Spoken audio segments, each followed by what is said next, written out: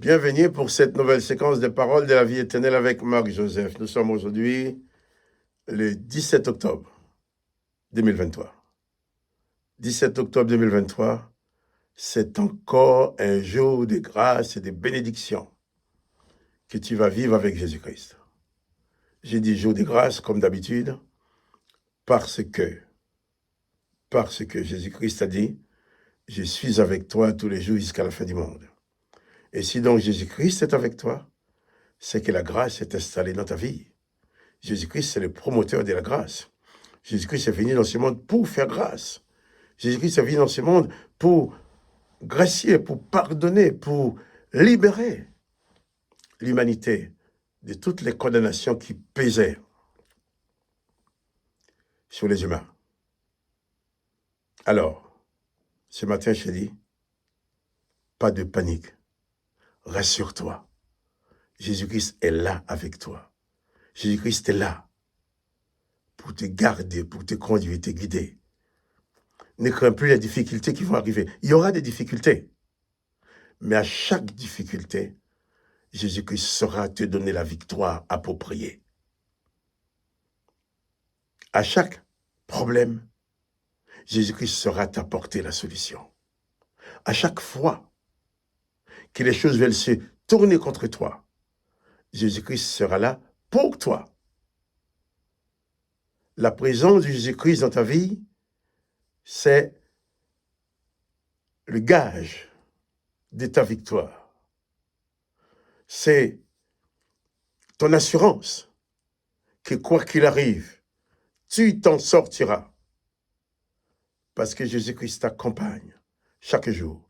Donc chaque jour est pour toi un jour de grâce.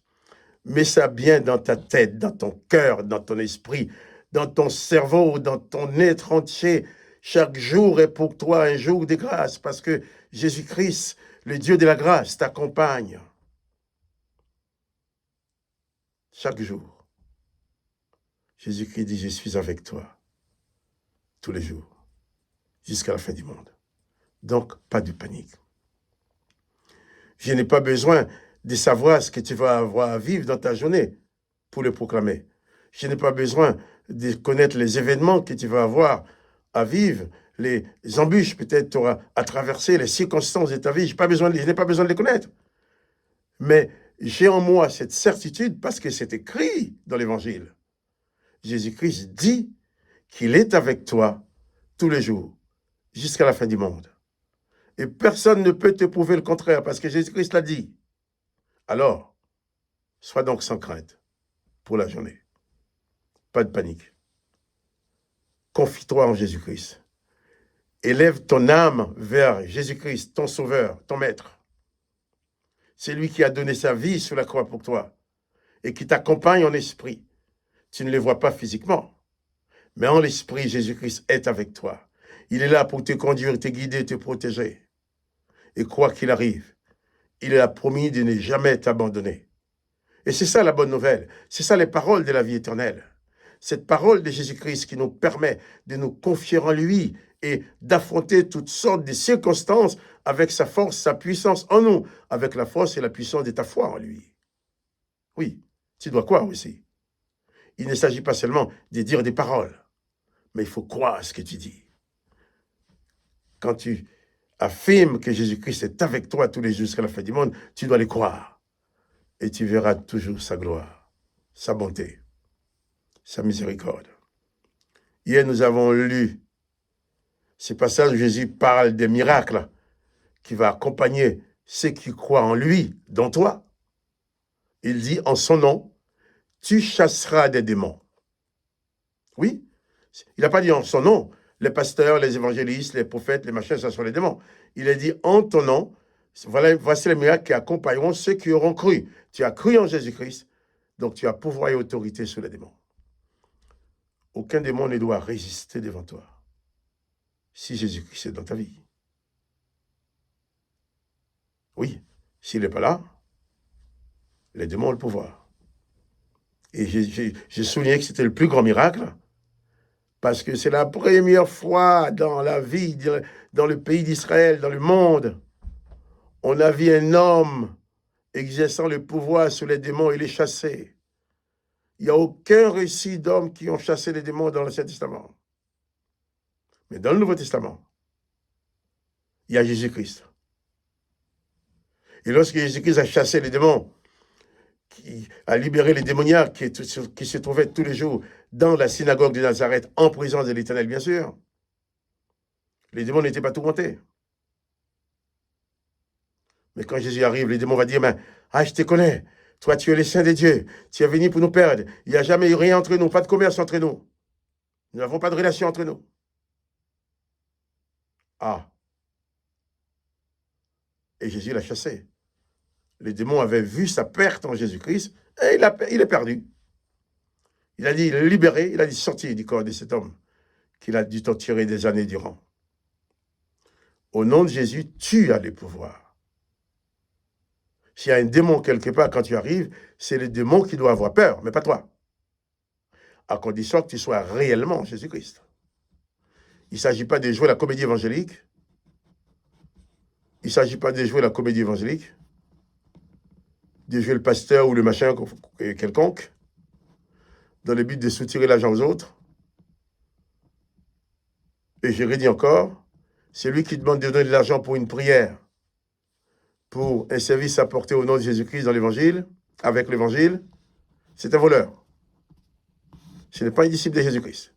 Et cette personne-là ne lui donne aucune autorisation de t'imposer la main, de prier pour toi. Parce que s'il te demande de l'argent, il veut te vendre la prière, ce n'est pas l'esprit de Jésus-Christ qui est en lui. C'est un autre esprit. Cet autre esprit peut aussi faire des miracles. Hein? Il n'y a pas que l'esprit de Jésus-Christ qui fait des miracles. Oui. Les mauvais esprits peuvent en faire aussi, pour t'éblouir, des faux miracles pour t'éblouir. Hein? Mais c'est lui qui te demande de payer une prière, fuis cette personne-là, parce qu'elle n'a pas l'esprit de Jésus-Christ en lui. Il a un autre esprit qui sait faire des miracles peut-être, mais pas celui de Jésus-Christ. Oui, Jésus dit, ils chasseront les démons. Et Jésus va dire aussi, ils parleront des nouvelles langues. Ah. Et oui. Dans le livre des Actes des Apôtres, chapitre 2, les disciples l'ont expérimenté. Lorsqu'ils étaient en train de prier dans la chambre haute à Jérusalem, et que le Saint-Esprit est venu sur eux, ils se sont tous mis à parler dans langues différentes, au point que les gens de toutes les nations qui étaient présentes en Israël puissent entendre ces disciples hébreux, au lieu de parler en hébreu, ils entendaient tous parler dans leur propre langue, parce que chacun parlait une langue différente. Le Saint-Esprit arrive, il se saisit la langue, elle se saisit de la langue de chacun, et puis leur fait parler une langue qu'il ne connaissait jamais, une langue qu'il ne connaît pas, qu'il n'a jamais appris. Donc, en sorte que les gens à côté entendent. Ils parleront des nouvelles langues. C'est arrivé le jour de la Pentecôte. Et encore aujourd'hui, quand on prie, on peut être surpris d'avoir des paroles qu'on ne maîtrise pas, qui sortent de nos bouches. La première fois que ça m'est arrivé, j'avais peur. Mais on peut être... Oui, mais ça arrive encore. Quelqu'un est en train de prier. Le Saint-Esprit saisit la personne qui s'est mis à prononcer des mots, des phrases qu'il ne comprend pas, qu'il ne connaît pas dans une langue. Il y a quelqu'un aux États-Unis, qui m'a dit qu'il est entré dans une église américaine où tout le monde parlait. Tout était en anglais, bien sûr. Et puis, il entend prier. Il y avait un blanc américain qui priait en créole haïtien. Le gars dit, ah tiens, bon, il y a un haïtien là, j'entends prier en haïtien. Et il a vu celui qui priait en haïtien. Après, aller le voir pour essayer de parler créole avec lui. Il dit, non, je ne parle pas créole. Ah, moi, je t'ai entendu prier en créole. Ah, j'ai prié en langue. Mais je n'ai pas prié en... Je sais pas, il ne savait pas que c'était le créole. Et après, cette personne a essayé de se familiariser de langue créole parce qu'elle avait prié en créole. Donc, il faut savoir que Jésus-Christ peut faire plein de choses extraordinaires dans chacune de nos vies. Quand Jésus-Christ veut agir pour nous aider, pour notre bonheur, pour aider les autres, il ne se donne pas de limite. Jésus-Christ peut tout. Jésus-Christ dit, tout pouvoir lui a été donné dans les cieux et sur la terre. Donc, celui qui croit en Jésus-Christ, chasseront les démons, ils parleront de nouvelles langues. Et demain, nous allons continuer aussi ce verset. Nous allons continuer, c'est pas ça, il y a autre chose aussi qui fait que ces gens-là feront. Mais, surtout ce que je veux te dire, aujourd'hui, c'est pour toi un jour de grâce, un jour de bénédiction.